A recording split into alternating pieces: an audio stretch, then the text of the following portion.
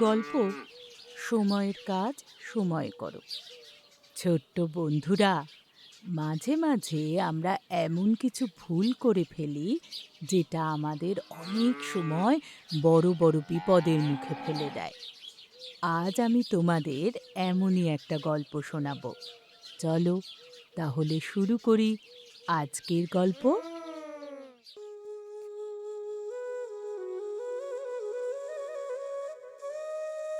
এক দেশের রাজার প্রচুর সৈন্যবাহিনী ছিল, আর তার এই সৈন্যবাহিনী নিয়ে সে গোটা বিশ্ব জয় করতে চেয়েছিল। তার সৈন্যবাহিনীতে অনেক সাহসী সেনা ছিল, যারা তাদের জীবন দিয়ে শেষ মুহূর্ত পর্যন্ত লড়াই করে যেত। রাজার সৈন্যবাহিনীতে বিক্রম নামে একটি সৈন্য ছিল, যে খুব সাহসী, বীর আর পরাক্রমশালী ছিল। তার সাহসিকতার জন্য সবাই তার খুব প্রশংসা করত। বিক্রমের একটি সাহসী ঘোড়া ছিল।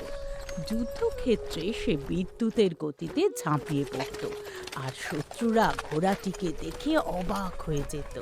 বিক্রম ঘোড়াটির ক্ষমতা দেখে তার নাম রেখেছিল টাইগার।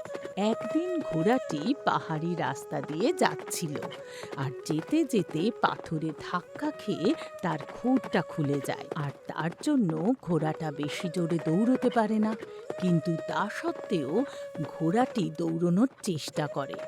এই ঘটনাটা লক্ষ্য করে বিক্রম বলে, তুমি চিন্তা করো না টাইগার, বিকেলের মধ্যে তোমার পায়ের খুঁটটা আমি ঠিক করে দেব। আমি জানি যে তুমি খুবই সাহসী, তবে এই ধরনের ক্ষুদ্র জিনিস যা তোমার সাথে হয়েছে, আমার ক্ষেত্রে তা কখনোই বাধা হয়ে দাঁড়াবে না। কিন্তু তারপর বিক্রম ঘোড়ার খুঁটি মেরামত করতে ভুলে যায়। তবে সে যখন ঘোড়ায় চড়ত, তখনই তার খুঁটি মেরামত করার কথা মনে পড়ত, আর তখন একই কথা বলতো। দয়া করে এইবারটা চলো তুমি আমার সাথে বন্ধু। আমি একদম ভুলে গেছি। আমি আমি কথা দিচ্ছি যে আজকের মধ্যেই তোমার খুঁটটা আমি ঠিক মেরামত করে দেব। আমাকে এই যুদ্ধটা যেভাবেই হোক জিততে হবে। এই বলে সে ঘোড়ার পিঠে চড়ে আবার বেরিয়ে পড়ে। কিন্তু পরে যথারীতি খুঁটা মেরামত করার কথা সে ভুলে যায়, যার ফলে ঘোড়াটি তার পায়ের খুঁটা ছাড়াই ছুটতে থাকে।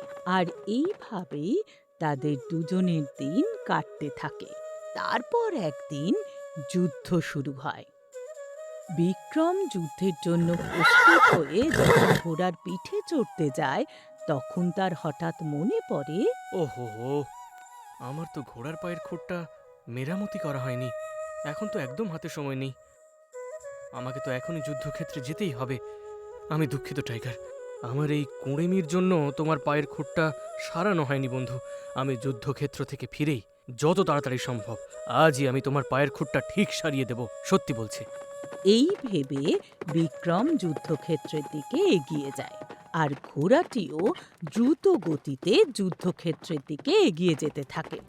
বিক্রমকে নিয়ে যুদ্ধক্ষেত্রের দিকে কিছুটা এগিয়ে যেতেই হঠাৎ তার আরও একটি পা থেকে আরেকটি খুর খুলে যায়। এদিকে তো যুদ্ধ শুরু হয়ে গেছে। টাইগার দুই পায়ের খুর ছাড়াই আক্রমণ করতে থাকে। টাইগার সাহসিকতার সাথে বিক্রমকে শত্রুদের হাত থেকে রক্ষা করতে চেষ্টা করে, কিন্তু তার দুই পায়ে খুর না থাকায় সে শত্রুদের আটকাতে পারে না। সে যুদ্ধ করতে করতে পড়ে যায়, আর পড়ে যেতেই শত্রুরা তখন বিক্রমকে ঘিরে ফেলে। টাইগার বুঝতে পারে এইভাবে সে যুদ্ধ করতে পারবে না। টাইগার ক্লান্ত হয়ে মাটিতে লুটিয়ে পড়ে। ঘোড়ার এই অবস্থা দেখে বিক্রমের মনটা ভেঙে যায়। তখন সে বলে, ও হো হো হো, এটার জন্যে আমার কুড়েমি দায়ী। আমি যদি সময় মতো ঘোড়ার খুঁটটা সারিয়ে দিতাম, তবে আমার টাইগারের আজ এই পরিণতি হতো না। হে ভগবান!